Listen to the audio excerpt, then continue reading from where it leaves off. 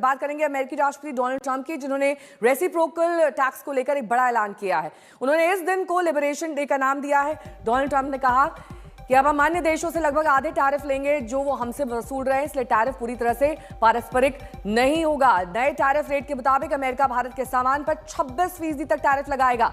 इसी तरह से चीन के सामान पर 34%, यूरोपीय संघ पर 20%, जापान पर 24% टैरिफ लगाया जाएगा। India, very, very tough, very, very tough. The Prime Minister just left.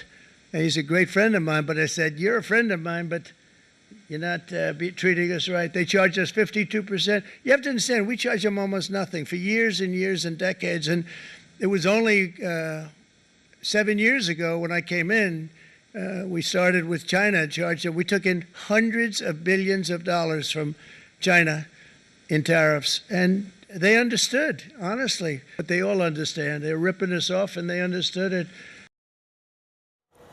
Gita Mohan मेरी सहयोगी इस वक्त तमाम जानकारी के साथ जुड़ गए हैं। गीता, डोनाल्ड ट्रंप ने साबित कर दिया है कि वो किसी के दोस्त नहीं है, ना हिंदुस्तान के दोस्त हैं, ना चीन के दोस्त हैं। इसको भारत किस तरीके से ले रहा है और उसका असर शेयर बाजार पर क्या देखा जाएगा रेसिप्रोकल टैक्स का?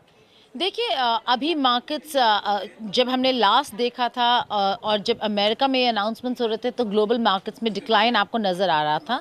लेकिन कुछ कंपनीज है भारत के जो रेजिलियंस दिखाएंगे, जो ग्रीन में रहेंगे। क्योंकि उनके चांसेस अब यहाँ पे इंडियन मार्केट को कैप्चर करने के ज़्यादा हैं। हालांकि कॉमर्स मिनिस्ट्री ने नेहा एक स्टेटमेंट में कह दिया है कि ये बहुत बड़ा धक्का भारत के लिए नहीं है, क्योंकि कुछ बहुत इंपॉर्टेंट सेक्टर्स में भारत को एग्जेम्पशन मिला है। 26% काफ़ी है, काफ़ी ज़्यादा है, लेकिन half of the tariff rates जो भारत लगाता है उसका बस आधा है।